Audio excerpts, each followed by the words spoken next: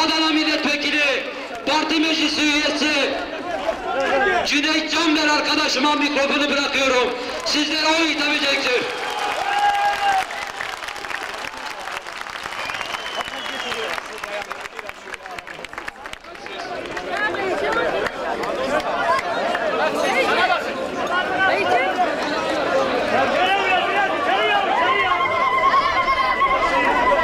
Sevgili Diyarbakırlılar, hey!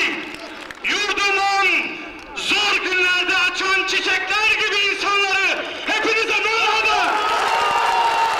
Kızıltepe'den, Batman'dan sizlere selam ve saygı, sevgi getirdik. Şimdi iki büklüm karşılayan belediye başkanı niye bize hoş geldin demiyor? Bunlar dedi, bunlar bölücü dedi. Daha da ileri gitti, bize bağırdı.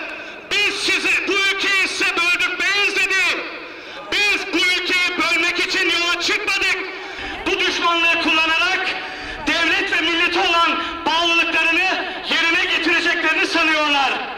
Ve egemenler asimilasyon politikalarını sürdürebilmek, Güneydoğu'da yaşanan olayları batıdaki kamuoyunu baskı altında tutabilmek, Türkiye'de gerçek demokrasinin kurulmasının, hakça paylaşımın, insanların eşit ve kardeş oldukları bir Anadolu yaratılmasının önüne geçebilmek için bu tehlikeli oyunu oynamaya devam ediyorlar.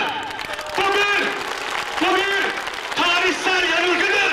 Kendi kimliği dışındaki kimlikleri tanımamak için her türlü insanlık dışı yol ve yönteme başvurması başka şeydir ve bu yol ve bu yöntemler toplumları düşmanlık noktasına götürür. İşkence, baskı, düşmanlık, kan, başka kimlikleri yok sayma ön yargısı ile oluşmuş bu devlet politikasıyla hiçbir yere varamaz.